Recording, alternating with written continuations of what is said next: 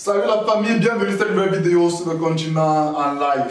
Franchement, le Real a gagné. Quand le Real gagne, j'ai la migraine. C'est ça le problème, ça ne donne pas quand le Real gagne. Bref, Real Madrid, Betis Séville. C'est pas ce qui s'est passé. Vous jouez comme vous jouez la peau partez perdre. Bref, dans ce match, on a assisté au premier but de Mbappé envers le Real Madrid. C'est déjà bien. On espère que ça va s'arrêter comme ça. Après ça, il y a encore 6 matchs avant de venir comme prochain but parce que franchement, il m'a beaucoup peur. On est là, nous contents que on attendait seulement que le match finisse. Quand il ratait là, nous on jubilait. Après, le but sort. Bref, ce qui est sûr, c'est un avant-centre.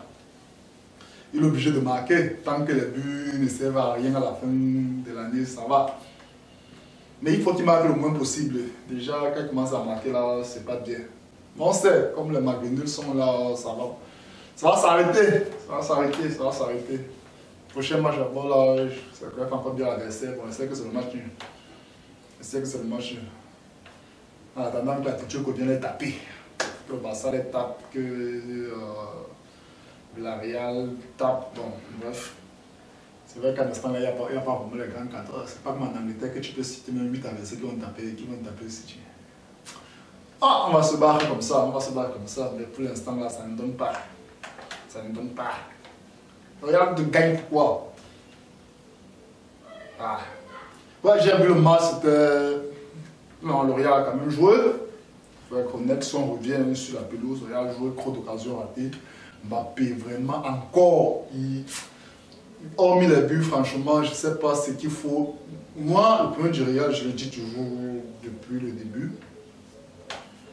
Et c'est un problème qui va persister. Peut-être là maintenant, parler en tant qu'observateur footballistique.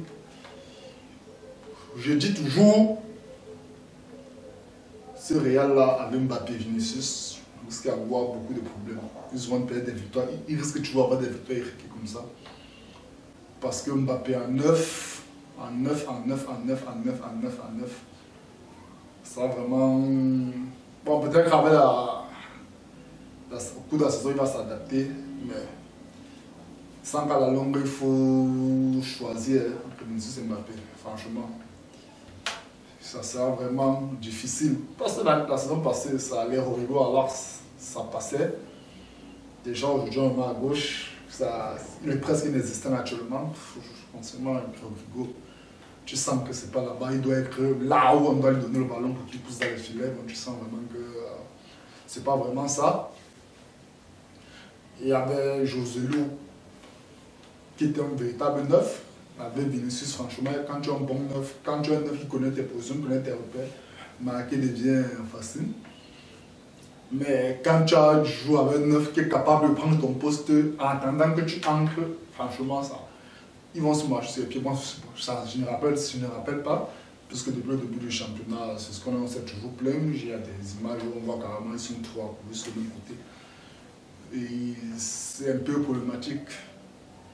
Bon, pour le match dans l'ensemble, le match d'hier, le Real a maîtrisé. Oui, ils ont maîtrisé. Depuis le début de la saison, je regarde les matchs de la Super Coupe jusqu'à hier. Je pense que c'est l'un des meilleurs matchs qu'ils ont joué. Pour moi, hein, franchement, quand j'ai vu les matchs contre Baladouille, contre certaines équipes là qui ont gagné, c'était 1-0, 2-0 là. Moi, c'était pas ça. Hier, quand même, déjà, ça commence à donner. Mbappé n'est vraiment pas dans son efficacité en tant que neuf. Mais je pense que quand il y aura cette mayonnaise-là, ça va marcher. On espère que les buts sont ratés. On espère que les buts sont ratés. Oui, on espère. Je sais qu'avec le temps, Vinicius, Mbappé, Rodrigo, ça va prendre. Il y a Adak ou il y a Ingrid ou Bank qui peuvent entrer déranger à tout moment, mais tant qu'ils dérangent, ceux qui vont déranger, tant que ça va rater, ça sera bien. Ça sera bien. De manière générale, le Real hier, à jouer d'abord du Real, parce que vous savez, depuis au moins 4 et 5 saisons, le Real a sa particularité. Eux, ils ne sont plus là en football. Vous avez rappelé un peu Chelsea 2014, non. Tourner, occasion, but 1-0, 2-1. Quand vous les menez, vous les voyez jouer 2. Bon, bref, ils sont plus efficaces que joueurs. Moi, je me dis toujours que c'est ça qui continue. Même en Super Coupe d'Europe, je l'avais dit. J'ai vu certains matchs, je les ai dit, même ce match, c'est vrai qu'ils ont mieux maîtrisé ce match, mais c'est pas encore ça. Et tout ça, Toni Kroos. Non, franchement, le gars là, c'est une légende. Pour trouver son remplaçant dans ce milieu de terrain là, il faut que le Real passe au mercato. Ici, comme le mercato a chimique, ils sont obligés de faire ça. Et Tchouaméni, vraiment, c'est pas encore ça.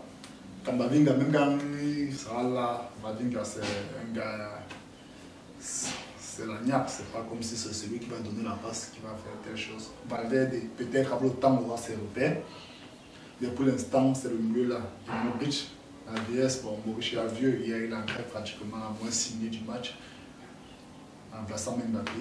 Bon, franchement, c'est le pion là, quand je l'échec, dès qu'on a Toni Kroos là, franchement, c'est ça qui manque au Real. Je suis sûr quand même avant Toni Kroos au milieu de terrain là, le Real aurait déjà eu un beau jeu depuis. Il aurait déjà maîtrisé ses matchs.